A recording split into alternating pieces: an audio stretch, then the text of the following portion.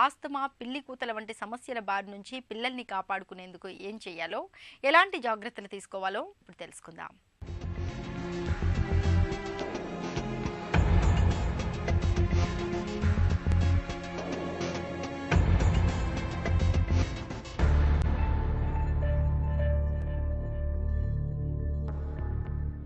Asthma, ఆయాసం, ఉబ్బసం పేరేదైనా బాధ మాత్రం ఒక్కటే. అనుక్షణం ఊపిరి కోసం పోరాటం. వాతావరణంలో ఆకస్మిక మార్పులు, వానలు, ఎండలు, చలి ఇవన్నీ ఆస్తమా బాధితులకు సంకటాలే. ఏళ్ల కొద్దీ ఎలర్జీలతో బాధపడుతున్నప్పుడు, దీర్ఘకాలికంగా జలుబు, దగ్గు వంటి బాధలు వేధిస్తున్నప్పుడు ముక్కు నుంచి ఊపిరితిత్తుల వరకు ఉండే శ్వాస మార్గాలు ఇన్ఫెక్షన్కు గురై సన్నగా కుచించుకుపోతాయి. దీంతో ఈ వాయు మార్గాల్లో గాలి స్వేచ్ఛగా వెళ్లలేదు. ఫలితంగా ఊపిరి కోసం యుద్ధం చేయాల్సి వస్తుంది. ఒకప్పుడు పెద్దల్లో మాత్రమే ఎక్కువగా కనిపించే ఆస్తమా ఇప్పుడు పిల్లల్లోనూ తన ప్రతాపాన్ని చూపిస్తోంది. పిల్లికూతలు, ఆయాసంతో చిన్నారులపై విరుచుకుపడుతోంది.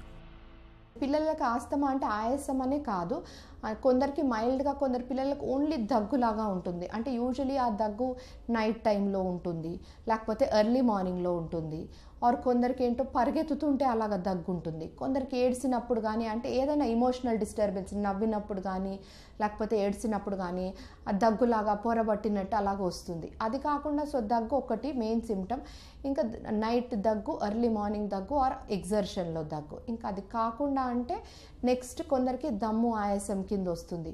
కొందరు పిల్లలకు ఓన్లీ ఎలర్జిక్ రైనైటిస్ అంటారు. అంటే ఈ డస్ట్ ఎలర్జీతో ఓన్లీ ముక్కులు మూసుకోవడము, లేకపోతే గురికేయడము రాత్రి, లేకపోతే కళ్ళల్లోకి వెళ్ళి ముక్కులోకి వెళ్ళి జస్ట్ వాటర్ అలాగా కారడము, ఇవన్నీ కూడా సిమ్టమ్స్ ఈ ఆస్తమాకు సంబంధించింది.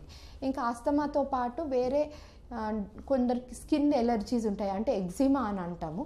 అదేంటంటే డస్ట్ ఎలర్జీ వలన స్కిన్ డ్రై అవ్వడము, లేకపోతే బ్లాకిష్గా, రెడ్డిష్గా, స్పెషలీ ఫోల్డ్స్ దగ్గర, నెక్ ఫోల్డ్సే కానీ, లేకపోతే చేతిలో ఉండే ఫోల్డ్స్ కానీ, నీస్ దగ్గర, రిస్ట్ దగ్గర అక్కడెక్కడైనా రెడ్గా అవ్వడం, ఇవన్నీ ఆస్తమా సిమ్టమ్స్.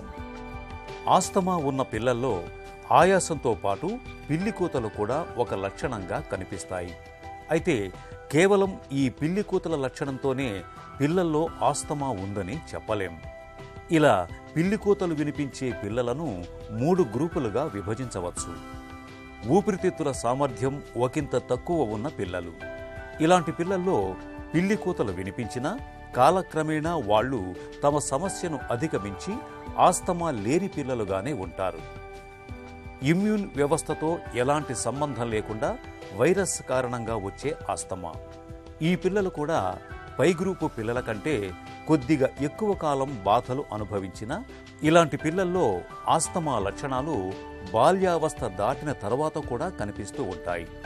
కుటుంబ చరిత్రలో ఆస్తమా ఉంటుంది. అలర్జీలు కూడా కనిపిస్తూ ఉంటాయి. వీళ్లకు ఆస్తమా ఉందని చెప్పవచ్చు. అందరి పిల్లలలో ఓన్లీ పిల్లి కూతలే ఆస్తమా అని అనుకోలేమండి. దగ్గు ఉన్నా అది ఆస్తమా ఉండొచ్చు. అప్పుడప్పుడు వైరల్ ఇన్ఫెక్షన్స్తో కూడా పిల్లి కూతలు రావచ్చు.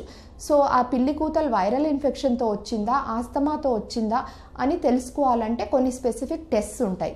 అంటే దాన్ని PFT పల్మనరీ ఫంక్షన్ టెస్ట్ అంటారు. యూజువలీ 5 years అండ్ అబవ్ అయితే పల్మనరీ ఫంక్షన్ టెస్ట్ చేస్తాం. అది చూడ్డానికి ఏంటంటే అది ఆస్తమానా లేకపోతే జస్ట్ వైరల్ ఇన్ఫెక్షన్తో వచ్చిన పిల్లి కూతలా అని. అదే చిన్న పిల్లలలో అయితే ఈ PFT ఊదే టెస్ట్ చేయలేం కాబట్టి రక్తం పరీక్ష చేసి చూస్తాం అవసరం పడ్డప్పుడు.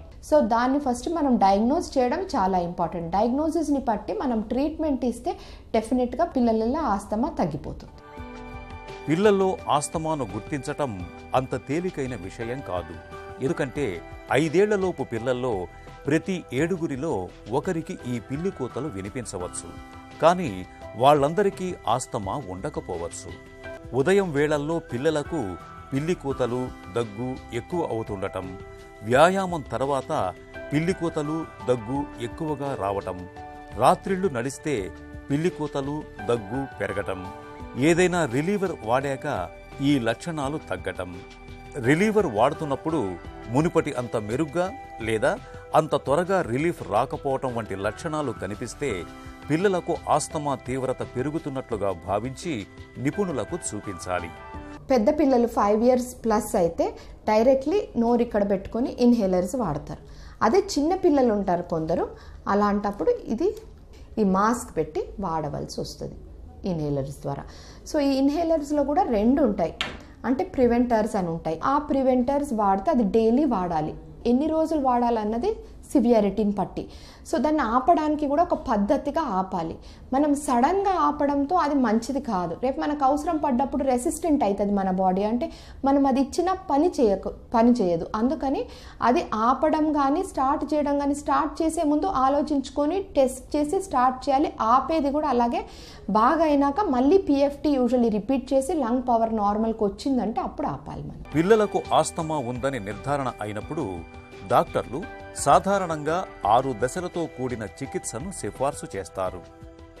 అవసరాన్ని బట్టి రిలీవర్స్ను ఇవ్వటం, ఆస్తమా తీవ్రతను బట్టి కార్టికోస్టెరాయిడ్స్ మోతాదులు పెంచుకుంటూ వెళ్లటం, ఆస్తమా మరీ తీవ్రంగా ఉంటే నోటి ద్వారా స్టెరాయిడ్స్ను ఇవ్వటం చేస్తారు.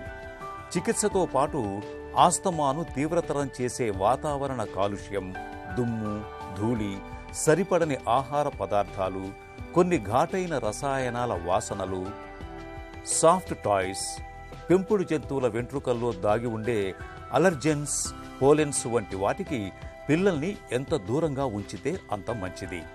అప్పుడే పిల్లల్లో ఆస్తమా చక్కగా అదుపులో ఉంటుంది.